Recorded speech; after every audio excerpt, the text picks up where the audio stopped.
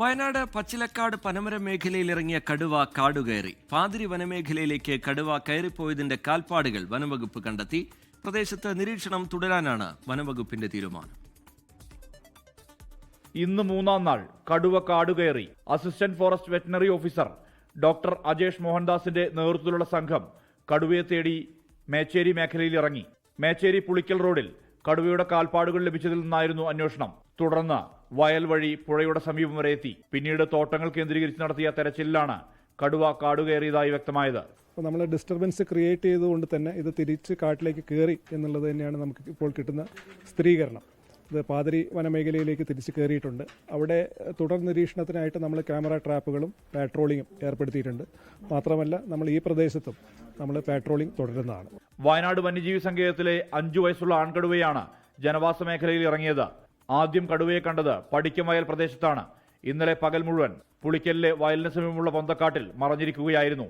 രാത്രിയിൽ വനമേഖലയിലേക്ക് തുരത്താൻ ശ്രമിച്ചെങ്കിലും വീണ്ടും ജനവാസ കേന്ദ്രങ്ങളിലേക്ക് നീങ്ങി. ഒടുവിൽ വനത്തിലേക്കും. ടൈഗറുടെ പഗ് മാർക്സിനെ ഫോളോ ചെയ്തിട്ട് നമ്മളിപ്പോൾ അത് പാതിരി റിസർവ് വരെ അതിൻ്റെ പഗ് മാർക്ക് നമുക്ക് ട്രാക്ക് ചെയ്യാൻ പറ്റി. അപ്പോൾ പിന്നെ നമ്മളുടെ ഓൾറെഡി ഉണ്ടായിരുന്ന പഗ് മാർക്ക് ഡേറ്റാണ് വെച്ച് നോക്കുമ്പോൾ അത് കടുവ തന്നെയാണെന്ന് നമുക്ക് ഉറപ്പിച്ചിട്ടുണ്ട്. അപ്പോൾ പിന്നെ ഇതോടെ തന്നെ നിർത്താതെ നമ്മൾ ഇനി തുടർന്ന് നമ്മളിവിടെ നൈറ്റ് പാട്രോളിങ്ങും പിന്നെ ഡ്രോൺ സർവൈലൻസും ചെയ്യും. ഒരു പ്രൊട്ടക്റ്റീവ് മെഷറായിട്ട് ഇന്നും 1-2 ദിവസങ്ങളിലേക്ക് നമ്മളത് ഒന്ന് മുന്നോട്ട് എടുത്തു പോകും. കടുവ സാന്നിധ്യത്താൽ അതീവ ജാഗ്രതയിലായിരുന്നു ഈ മേഖല. കടുവ ഒഴിഞ്ഞതിന്റെ ആശ്വാസത്തിലാണ് പ്രദേശവാസികൾ. ആശ്വാസമാണ്. അത് ഇവരവിടെ ഒച്ചപ്പാടുണ്ടാക്കിയപ്പോൾ ഞങ്ങളവിടെ അകത്ത് കയറാൻ പറഞ്ഞു. അപ്പം ഞാൻ ആ ജനലിൽ കൂടി നോക്കി. അപ്പം അത് ഇവിടം വരെ വന്നു. ഇവിടെ വന്നപ്പോൾ ഞാൻ അമ്മ പുറത്തുണ്ടായിരുന്നു. അമ്മേനെ ഒച്ചിട്ടപ്പോൾ കയറാൻ പറഞ്ഞു വിളിച്ചപ്പോൾ അത് ഇങ്ങോട്ട് തന്നെ തിരിഞ്ഞ് അങ്ങോട്ട് തന്നെ പോയി. അത് വന്നിട്ട് അവർ ആദ്യം ഡ്രോൺ വെച്ച് നോക്കി. ഇതിൽ അന്നേരം കണ്ടിട്ടില്ല. അപ്പോൾ കൺഫേം ആയിട്ട് എൻ്റെ ഉള്ളിലേക്ക് കിട്ടാത്തത് കൊണ്ട് എന്താക്കി, രണ്ടാമത് ഇളക്കി. മൊത്തം ഇളക്കിയപ്പോൾ എന്താക്കിയിട്ട് സാധനം അവിടുന്ന് ഇവിടം വരെ വന്ന് ഇവിടുന്ന് ഒച്ചപ്പാട് കേട്ടോ വീണ്ടും അത് ഉള്ളിലായിട്ട് തന്നെ പോയി. കഴിഞ്ഞ 2 നാളായി ഒരു കടുവയ്ക്ക് പിറകെയായിരുന്നു വയനാട്ടിലെ വനം വകുപ്പിന്റെ മുഴുവൻ സംവിധാനവും.